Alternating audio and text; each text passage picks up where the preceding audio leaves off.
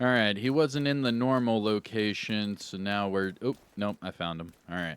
So no stoop for Stoop Kid this week. It looks like we're going to be in the office buildings for the snitch this time around. But without further ado, let's go ahead and get started with the video. What's going on, YouTube? Kamikazevondoom here with another Division 2 video, and I'm just checking in on you. What's going on? How are ya? Now, this is going to be your weekly vendor reset and must-buys for Cassie Mendoza and Danny Weaver for today, November the 20th. Now, before we get to Cassie Mendoza and Danny Weaver, we have to talk about and find the snitch, and then we will go to their different locations and look at all the goodies. So with that being said, sit back, relax, grab that popcorn, don't forget to hit that like, subscribe if you haven't already, and let me know what you think in the comment section below. But like I said, we have to find the snitch. Now, the snitch is in over a dozen different locations throughout the open world, and you have to find the snitch before you get the locations for both Cassie and Danny. So what we do every week is I tell you to let everyone know in the comment section below where you find the snitch this week or where you typically find the snitch. That way you help each other out and no one has to worry about finding these vendors before they close. Because remember, these vendors open and close every other day. So if you don't find the snitch today, you're going to have to wait a few days before you can go to these vendors. So, with that being said, here is the location for the snitch for me currently. I'm at coordinates 1945 by 4641. I am in the second story of this office building right here. And the way to get here, the fastest way, is just go to DZ East Charlie checkpoint. And then you can just exit out and go to this office building and you'll find the snitch. But again, let everyone know where you typically find the snitch, where you found the snitch today to help out other people in the community. Now, what I do is I pick up the bounty, and then I'll go to details and go to abort. That way I can save it for later. And if you have a global difficulty setting of heroic, you will have all heroic bounties to come back to. So now that we did that, let's look for our white shopping cart icons. There should be 2 of them amongst the map. Oh, here's one right here. So this is Cassie Mendoza's location, so we'll go there first. And then where is Danny Weaver this week? Here he is. So Danny Weaver is in Constitution Hall, while Cassie Mendoza is in Southwest. So to get to Cassie Mendoza, I'm going to fast travel to the Air and Space Museum, and then just run across the street. And then we will see what Cassie has, and then we will double back to Danny and see what we can get with our textiles. In danger. And here we go. So to get to Cassie, there's some stairs over here to your left, and then there is a door to open up, and she's down here in the basement. That's why I like to highlight the icon, that way I never get lost. But all right, here's Cassie Mendoza. You can timestamp it, do whatever you need to. Nice of you to swing And by. starting off at the top, we have our named items, and this does come with a disclaimer. If you are new or returning to the games, you might not see these bottom 2 named items. The reason for that is you have to unlock them. To unlock the Shield Splinterer, you have to hunt down and eliminate all of the Year 1 hunters and open up the ivory chest that is in the base of ops in Washington, D.C. You will get this weapon, and then Cassie will sell it every week thereafter. For the Hunter-Killer chest piece, same logic applies there, but you have to have the expansion Warlords of New York. Because to get the Hunter-Killer chest piece, you have to hunt down and eliminate all of the Year 2 hunters, and you have to open up the off-white chest that is in the Haven settlement in New York City. Once you do that, you will receive this chest piece, and then Cassie will sell it every week thereafter. And that's how you unlock these. All right, so starting off at the top with our named items, we have the Carnage. Now, the Carnage is a top-tier weapon currently because of the talent Perfect Sadist, amplifying your damage by 35% to all bleeding enemies. Not only that, but after 3 kills, this weapon automatically applies a bleed, so you can use this with something like the Ridgeway's Pride chest piece and get a lot of bleed and a lot of damage out of it. Highly recommend trying out. What I would do is just recalibrate the crit chance off for armor damage. Moving on, we have the Point Man chess piece. This is the named Heligard chess with perfect Vanguard. And this is a perfect chess piece to use for support builds. This one is A1. Highly recommend. What I would do is recalibrate the armor regeneration off. You could either max it out, change it to hazard, change it to crit hit damage, change it to headshot, whatever it is you want, but this is perfect. Keep the crit chance on there, keep the armor, you're good to go. Perfect Vanguard not only makes your shield invulnerable, but it also gives 50% of your armor as bonus armor to you and all of your teammates. Pretty cool, right? Pretty cool.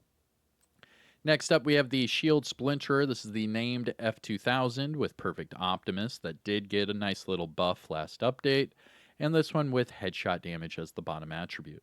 However, I will always point out with this weapon, they did just lower the RPM and they lowered the magazine size. So it did get a hefty nerf this latest update. And finally, we have the Hunter Killer chess piece. This is the named Golden Gear chess with Perfect Intimidate. And this week it comes with Hazard and Armor Regeneration. This is a good one to pick up for those tank damage builds, because remember, with Perfect Intimidate, you can match this up with either Adrenaline Rush or Perfect Adrenaline Rush, or Bloodsucker, Perfect Bloodsucker, or the Memento Backpack. Basically anything giving you bonus armor. And it goes perfectly with Intimidate because it stacks up that weapon damage, and then you're just melting whatever's in front of you. So for this one, I would keep the armor regeneration just because, remember, the Golden Gear 2-piece gives you armor regen of 1.5%, and then I would change the hazard to whatever it is you want. You could max out the hazard, you could go crit, headshot, whatever. It doesn't matter. Going to the gear set items, we have a Rigger backpack with health, Heartbreaker chest piece with armor regen. That's a really good Heartbreaker chest piece. Highly recommend this one. Pick it up. The armor is so high to where you could change that bottom attribute to whatever it is you want and you're good to go. Heartbreaker gloves with max weapon handling. Not the best for Heartbreaker, but it's there. Cavalier knee pads with explosive resistance. Umbra holster with explosive resistance. And finally, Breaking Point mask with weapon handling. Now, the Breaking Point mask is decent enough to change that weapon handling to, say, crit chance or headshot, and then you could put it on your rifle or marksman rifle builds. Looking at the high-end items, we have a Banshee SMG with accuracy and strained, a UIC 15 with swap speed and ignited, a Cheska chest piece with headshot, explosive resistance, and kinetic momentum, and finally, China Light mask with status effects and crit chance. Looking at the mods, we have crit hit damage 10.3 and drone scan range of 8.4. Now, must-buys, things to look for from Cassie Mendoza. The Carnage is good, the Point Man is good, the Hunter Killer is good, the Heartbreaker chest piece is good, the Breaking Point mask is decent, and the China Light mask is good. What you could do with the China Light mask is just change the crit chance to skill damage, and you're good to go. Not bad. I mean, that's what, like 5 items from Cassie that are decent? Not bad at all. All right. Let's take a trip over to Danny Weaver, and then we can get out of here. So I will fast travel to the Archive safe house, and then we'll run over there. This week, Danny Weaver is in Constitution Hall. Now, if you haven't already, hit that thumbs up. What are you waiting on? Come on, support the channel by subscribing. I do daily Division content. And let me know what you think in the comment section below. And finally, shout out where you're from. It's always cool to see where everyone's from. All right, so to get to Danny, we're going to run over there as fast as I can. And for this one, it's looking like he's going to be in that safe area behind the Pride flag. It's like a whole compound back there. Pretty cool. There's a few safe houses, or not safe houses. There's a few side missions. There we go. That are back here in this location. So if you have never been over here before, you can pick up a few side missions and be on your way after picking up all the stuff from Danny Weaver. And then also for Danny Weaver, remember, he only takes the textiles. So the only... Ooh, hold on. Is that a chainsaw boss? Yo.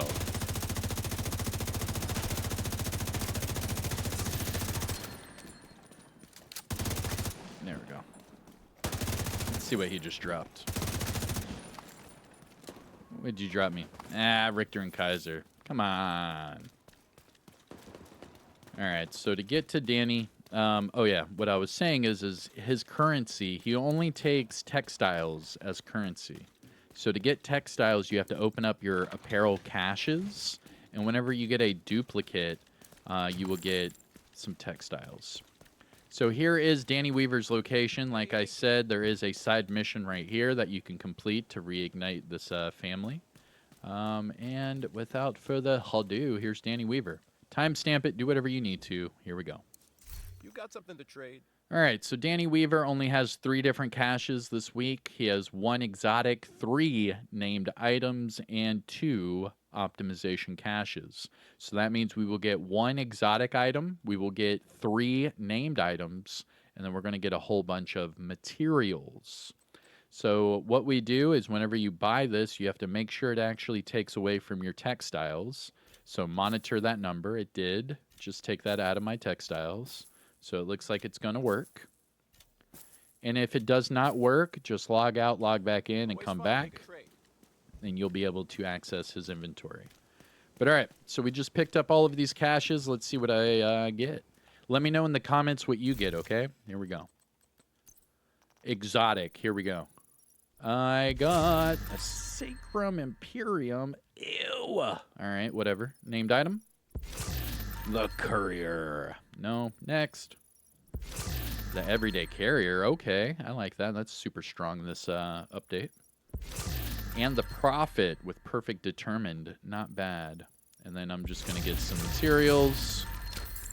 Nothing too crazy. All right. So I got the Sacrum Imperium. Okay.